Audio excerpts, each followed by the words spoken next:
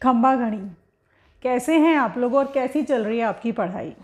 अभी तक हम लोग कक्षा 6 की किताब हमारा राजस्थान के 8 चैप्टर्स पढ़ चुके हैं और आज हम लोग 9th चैप्टर पढ़ेंगे जो कि है राजस्थान में आधारभूत सेवाएं। आशा करती हूँ कि अब तक जितने भी चैप्टर्स हमने पढ़े हैं उनसे आपको बहुत इम्पॉर्टेंट इन्फॉर्मेशन मिली होगी और आपको बहुत कुछ सीखने को मिला होगा और एग्ज़ाम में आपके काम आएगा। सीईटी का एग्ज़ाम भी आ रहा है तो एक बार ये सारे चैप्टर्स को अच्छे से गो थ्रू ज़रूर से कर लेना। मैं दावे के साथ कह सकती हूँ कि अगर इन टॉपिक्स में से कोई क्वेश्चन आएगा तो आपका गलत नहीं होगा अगर आपने इन चैप्टर्स को थॉरोली अच्छे से पढ़ा है तो चलिए आज हम लोग अपना 9th चैप्टर पढ़ते हैं जो कि है राजस्थान में आधारभूत सेवाएं। राजस्थान में आधारभूत सेवाएं। किसी राज्य के विकास के लिए कुछ आधारभूत सेवाओं की आवश्यकता होती है जैसे शिक्षा, चिकित्सा, परिवहन एवं स्वास्थ्य आदि। आम जन को आधारभूत सेवाएं उपलब्ध करवाना सरकार का प्रमुख दायित्व होता है। राजस्थान में राज्य सरकार द्वारा इस क्षेत्र में किए गए कार्यों का संक्षेप में वर्णन इस अध्याय में आप पढ़ेंगे। शिक्षा मनुष्य की जन्मजात क्षमताओं के विकास के साथ उसमें चारित्रिक एवं व्यक्तिक विकास का मार्ग प्रशस्त करती है। अतः शिक्षा व्यक्ति के जीवन में आगे बढ़ने, सफलता प्राप्त करने, समाज एवं देश का विकास करने का प्रमुख माध्यम है।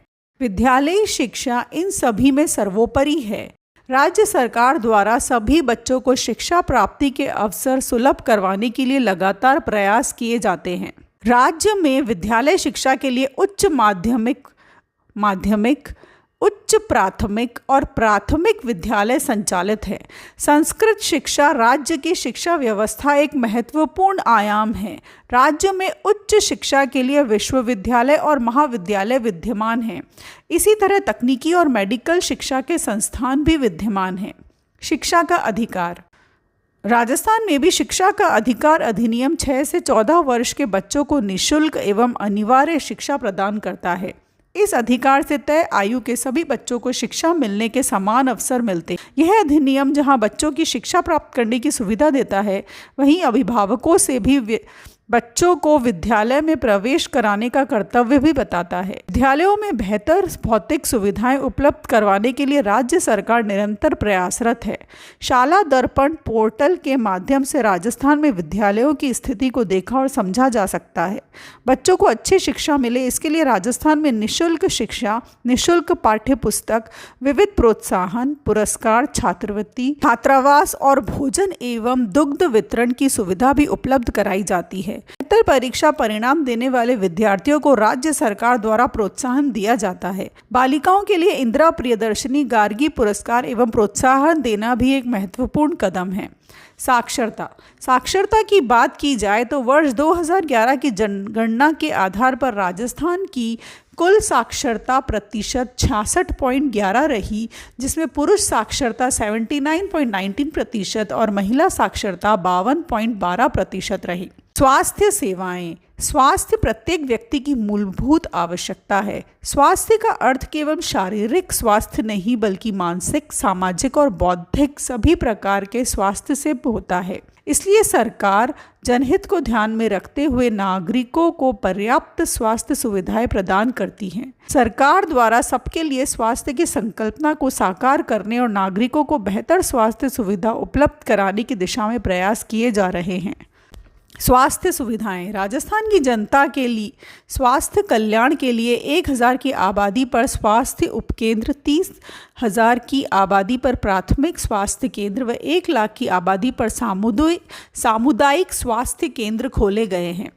नागरिकों को आपातकालीन स्थिति में स्वास्थ्य और उनकी सुरक्षा के लिए 108 निःशुल्क आपातकालीन सेवाएं उपलब्ध करवाई जाती हैं। राजस्थान में जयपुर, जोधपुर, अजमेर, बीकानेर, कोटा और उदयपुर में स्थित आयुर्विज्ञान महाविद्यालयों में विशेष चिकित्सा की सुविधाएं उपलब्ध है। जल्द ही राजस्थान में कुल 33 जिलों में से 30 जिलों में सरकारी मेडिकल कॉलेज हो जाएंगे।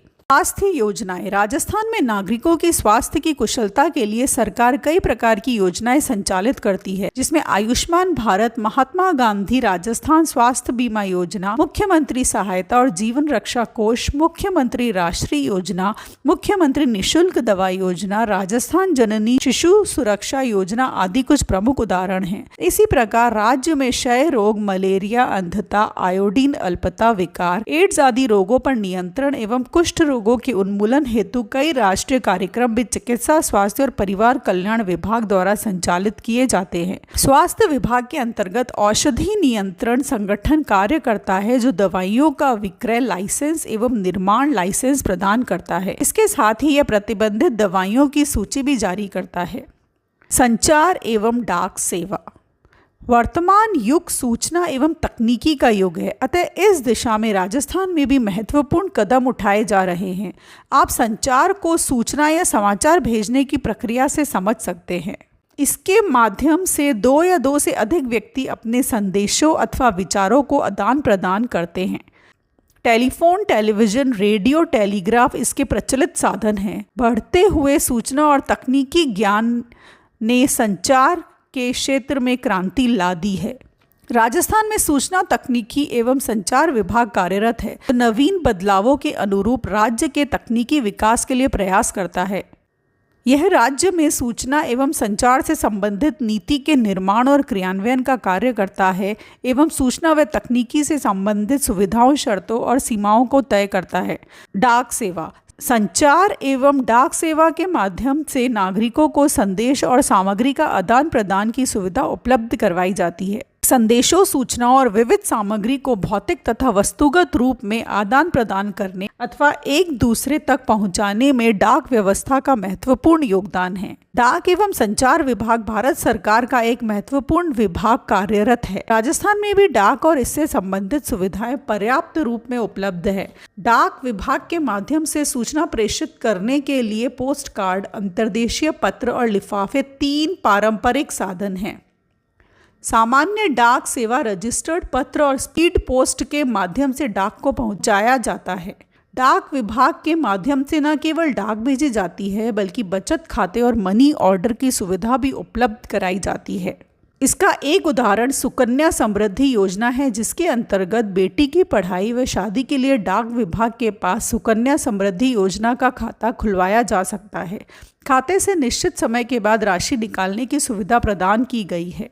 बैंक सेवाएं। बैंक एक ऐसी संस्था होती है जो मुद्रा का व्यवसाय करती है। बैंक मुद्रा के लेन देन द्वारा ब्याज अर्जित करती है। व्यक्ति एवं संस्थाओं द्वारा अपनी बचत बैंकों में जमा करवाई जाती है। बैंक द्वारा जमा राशि पर ब्याज दिया जाता है। बैंक जरूरतमंद लोगों को ऋण भी देती है एवं ऋण की राशि पर ब्याज वसूल करती है। बैंक में जमा राशि एटीएम, चेक व ड्राफ्ट द्वारा निकाली जा सकती है। बैंक द्वारा अपने ग्राहकों को लॉकर सुविधा भी प्रदान की जाती है। सभी bank reserve bank of India के नियमों के अधीन कार्य करते हैं। परिवहन सेवा। राज्य के औद्योगिक विकास एवं व्यापार वृद्धि हेतु सुदृढ़ परिवहन व्यवस्था आवश्यक है। राजस्थान में सड़क, रेल एवं वायु तीनों प्रकार के परिवहन के साधन उपलब्ध हैं। राज्य में कोई बंदरगाह नहीं है। सड़क परिवहन। राजस्थान के परिवहन के साधनों में सड़क परिवहन का महत्वपूर्ण स्थान है। राजस्थान राज्य परिवहन निगम 1 अक्टूबर 1964 में स्थापित हुआ था। राजस्थान में सड़कों की सर्वाधिक लंबाई जोधपुर एवं न्यूनतम धौलपुर है। NH-15 राज्य का सबसे लंबा राष्ट्रीय राजमार्ग है।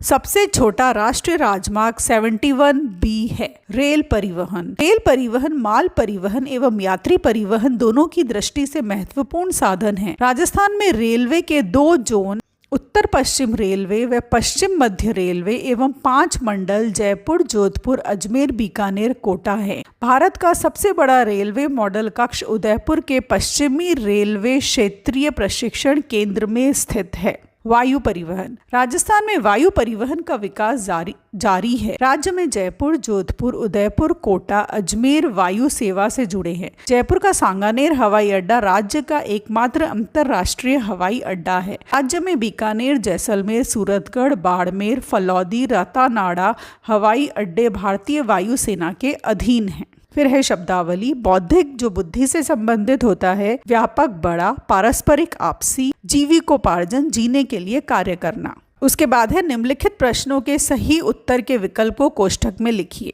2011 की जनगणना के आधार पर राजस्थान की कुल साक्षरता प्रतिशत वो है आपकी 66.11%। फिर है 108 निशुल्क आपातकालीन सेवाएं संबंधित हैं, ये संबंधित हैं स्वास्थ्य सेवा से। फिर है रिक्त स्थानों की पूर्ति कीजिए। राज्य का सबसे लंबा राष्ट्रीय राजमार्ग वो है NH 15 और सबसे छोटा है 71B। फिर है बैंक एक ऐसी संस्था है जो मुद्रा का व्यवसाय करती है। तो ये है आपका आज का चैप्टर। तो ये हमारा चैप्टर यहाँ पर फिनिश होता है। बहुत इजी चैप्टर था, बहुत ज़्यादा डिफ़िकल्ट ऐसा कुछ इसमें नहीं था कि हमें उसे याद करने में प्रॉब्लम आए। हमने शिक्षा, स्वास्थ्य, डाक, सड़क परिवहन, रेल परिवहन, वायु परिवहन आदि के बारे में बेसिक मोटी मोटी नॉलेज ली है। आशा करती हूँ कि ये चैप्टर आपको अच्छे से समझ आ गया होगा। अब कल हम इसका नेक्स्ट चैप्टर पढ़ेंगे जो कि है लोक संस्कृति एवं कला, और ये इस कक्षा का आखिरी चैप्टर है। उसके बाद हमारी कक्षा 6 की किताब हमारा राजस्थान कंप्लीट हो जाएगी। इसके सभी 10 चैप्टर्स हमने पढ़ लिए हैं, इस चैनल पर हैं, मैंने प्लेलिस्ट बना दी है, मैंने पॉडकास्ट में भी उसको डाल दिया है, ताकि अगर कभी आपका बैठकर वीडियो देखने का मन ना हो तो जस्ट आप अपने कानों पे ईयरफोन्स लगाओ और चैप्टर को सुन सको। सुनने से भी हमारे दिमाग में बहुत सारी चीज़ें रह जाती है, और होता ये है कि जब वो क्वेश्चन सामने आता है तो हमें याद रह जाता है। तब हम कहते हैं ना कि अरे मैंने कहीं सुना है। तो ये जो कॉन्सेप्ट है कहीं सुना है, उस वक्त उस क्वेश्चन को सॉल्व करने में काम आता है। तो कल इस किताब के आखिरी चैप्टर के साथ मिलती हूँ। तब तक के लिए all the very best to all of you.